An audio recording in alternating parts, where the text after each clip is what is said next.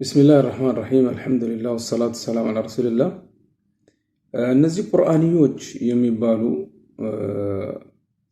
ሰሞኑን አንዳንድ ሰዎች ከነሱ መካከል ብቅ እያሉ በሀገራችን ማለት ነው እንግዲህ የነሱ በዓለም ዙሪያ ነው ያሉት ሆኖም ግን በሀገራችን ጠፍተው ነበር ነገር ግን ሰሞኑን እንቅስቃሴ ማድረግ ጀምረዋል በሶሻል ሚዲያ ላይ እና እነሱ ማን ናቸው ከየት ነው የመጡት አጀማመራቸው እንዴት ነው ምንድነው የሚያስቡት መንሃጃቸው ደግሞ ምንድነው የሚለውን በአጭሩ ለመመልከት እንሞክራለን ኢንሻአላህ ተዓላ ከዑለማዎች ማህደር በመውሰድ ማለት ነው እንግዲህ እንደሚታወቀው ምንም ጥርጣሬ የሌለው ነገር ነብያችንን ሰለላሁ ዐለይሂ ወሰለም ሱናቸውን መነካካት ወይም ደግሞ መንቀፍ የነብያችን ሰለላሁ ዐለይሂ ወሰለም ሱና ማስረጃ ነው የሚለውን መንቀፍ ወይ ደግሞ መካድ ወይ ደግሞ መተው እንዲሁም ደግሞ ነብያችን ሰለላሁ ዐለይሂ ወሰለም አላህ የሰጣቸውን አማና በተስራአቱ አድርሰዋል የሚለውን መንቀፍ እንዲሁም ደግሞ ከሳቸው በኋላ የነብያችን ሰለላሁ ዐለይሂ ወሰለም ሰሃቦች እንዲሁም ደግሞ ታቢዒዎች አላህ Subhanahu Wa Ta'ala እንግዲህ እነዚያ በተለይ ሰሃቦቹን አላህ የወደደላቸውና እነሱም ከአላህ Subhanahu Wa Ta'ala የወደዱ ያላቸው በቁርአን ውስጥ የገለጻቸው እንዲሁም ደግሞ የነሱን ፈለግ በትክክለኛው የተከተሉትን ማለትም السلف الكرام እንዲሁም ደግሞ ከነሱ በኋላ የመጡ ኢማሞቹን በአጠቃላይ ማለትም በተለይ ደግሞ አራቱን የሱና ኢማሞች እነዚህንና መሰሎቹን ምን ይላሉ ቁርአንን ያወገዘ ወይ ደግሞ የነቀፈ ወይ ደግሞ የነብያችንን ሰለላሁ ዐለይሂ ወሰለም ሱና የነቀፈ ደግሞ ጉድለት ያለው አድርጎ ያቀረበ ቁርአንን እንደነቀፈ ነው ብለዋል ለምን ማን ነው ቁርአንን ሐፍዞ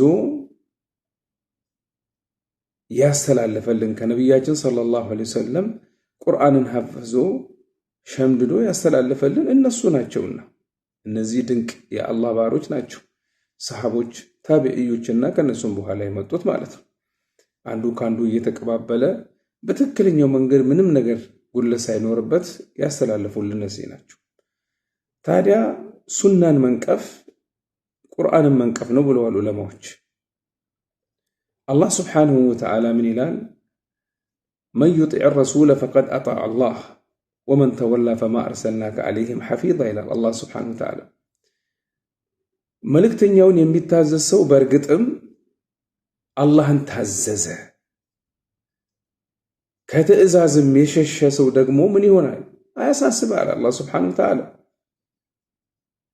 سلزي قرآن منكف سنة منكفنو الله منكفنو نبي منكفنو صلى الله عليه وسلم فلا وربك لا يؤمنون حتى يحكموك فيما شجر بينهم ثم لا يجدوا في أنفسهم حرجا مما قضيت ويسلموا تسليما إلى الله جل في أولى سلزيه الله سبحانه وتعالى ملو من إلال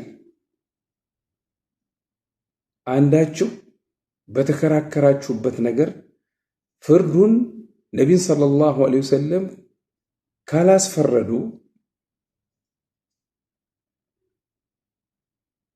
ምን አይነት ነገር ሊገጥማቸው እንደሚችል አላህ Subhanahu Wa Ta'ala ገልጿል እናም فلا وربك إلى الله سبحانه وتعالى በጌታህም እምላለሁ لا يحكمك فيما شجر بينهم لا يؤمنون حتى يحكمك فيما شجر بينهم በተከራከሩበት በመካከላቸው በተከራከሩበት ነገር እስኪያስፈርዱም ከዚያም ከፈረድከው ነገር በነፍሶቻቸው ውስጥም ጭንቀትን እስኪያገኙና ፍጹም መታዘን እስከሚታዘዙ ድረስ ይላል አላህ Subhanahu Wa Ta'ala አያምኑ ምን ያላችሁ ከእምነት ውጭ ያደረጋቸው ማለት ነው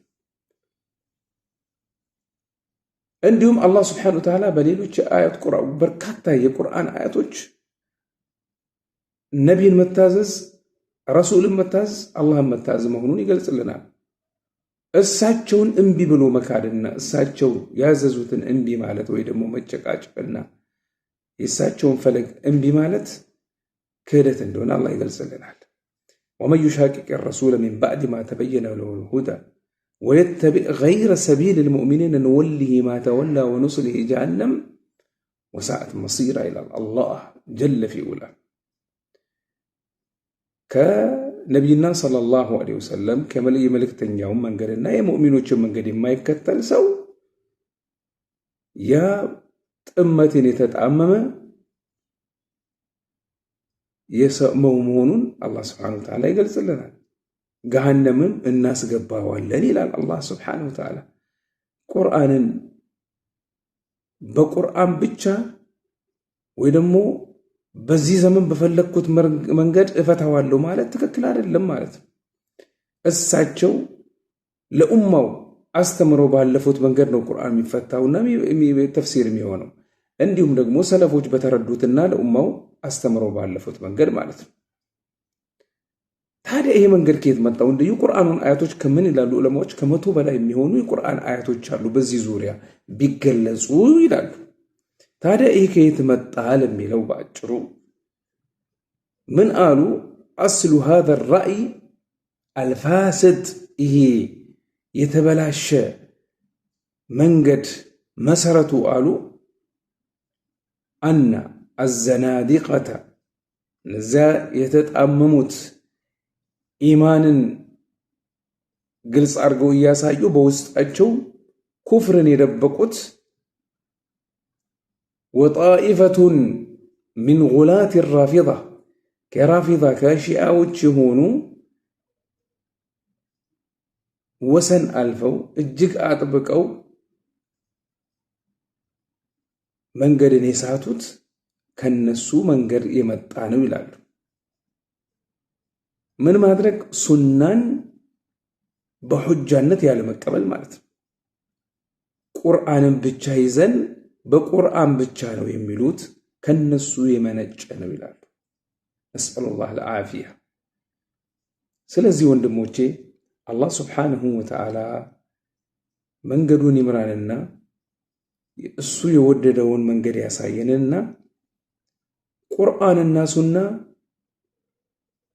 የአንድ ብር ሁለት ገጽታዎች ናቸው። ሁሉም ከአላህ ናቸው። ሁሉም ወህዮች ናቸው። አላህ ስብሓነሁ ወተዓላ ምንድን ያለን? ማ የንጢቁ ዐኒል ሀዋ ኢን ሁወ ኢላ ወህዩን ዩሓ።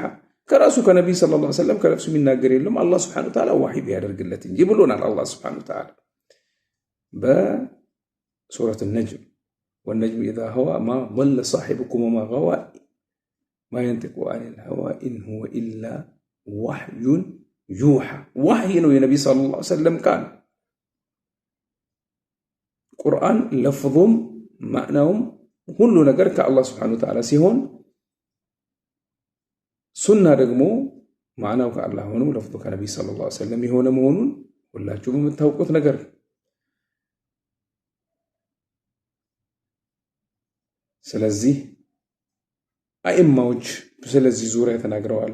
በተለይ ኢማም ሻፊዒ እና ሌሎችም በዚህ ዙሪያ ሰሞኑን ብቅ ያሉ አንዳንድ ሰዎች ይሄን መንገድ እምቢ ያሉ መሆናቸውን ማረጋገጥ አለባቸው። የሀገራችንም ዑለማዎች በዚህ ዙሪያ በተለይ የዑለማው ቢሮ ይሄን ነገር መግለጫ አውጥቶ እነዚህ ሰዎች መክሯቸው ወደ ቀጥተኛ መንገድ እንዲመለሱ መደረግ መቻል አለበት፣ ሸራቸው ሳይስፋፋ። አላህ ምንድን ያለን? ለቀድ መነ አላሁ ዐለል ሙእሚኒነ ኢዝ በዐሰ ፊህም ረሱለን ሚን አንፉሲሂም የትሉ ዐለይሂም አያቲሂ ወዩዘኪሂም ወዩዐሊሙሁሙል ኪታበ ወልሒክማ። አላህ ስብሓነሁ ወተዓላ ነቢይ ሰለላሁ ዐለይሂ ወሰለም ሲልክልን ምንድን ያለው? ወዩዐሊሙሁሙል ኪታበ ቁርአን ወልሒክማ ሱና ብለዋል ዑለማዎች ሲፈስሩት ኢማም ሻፊዒ እና ሌሎችም። ስለዚህ እነዚህ ሰዎች ተጠንቀቁ፣ ከትምህርታቸው ራቁ። ላሁን ምንነታቸው እስኪረጋገጥ ድረስ አላህ ስብሓነሁ ወተዓላ እኛንም እነሱን ትክክለኛ መንገድ ይምራን። ያ ሐዩ ያ ቀዩም ያ ዙል ጀላሊ ወልኢክራም። እናም ወንድሞቼ አላህ ስብሓንሁ ወተዓላ ግልጽ በሆነ መንገድ የነገረን ነገር አላህ ስብሓንሁ ወተዓላ ግልጽ በሆነ ነገር የነገረን ይሄ ነገር ጀዛኩሙላህ ኸይረን ለቀድ መነ አላሁ ዐለል ሙእሚኒነ ኢዝ በዐሰ ፊህም ረሱለን ሚን አንፉሲሂም አላህ ስብሓንሁ ወተዓላ በምእመናን ላይ ከነሱ ከጎሳቸው የሆነን በእነርሱ ላይ የአላህን ስብሓንሁ ወተዓላ አንቀጾች የሚያነብላቸው የሚያስተምራቸው ወደ ሐቁም የሚጠራቸው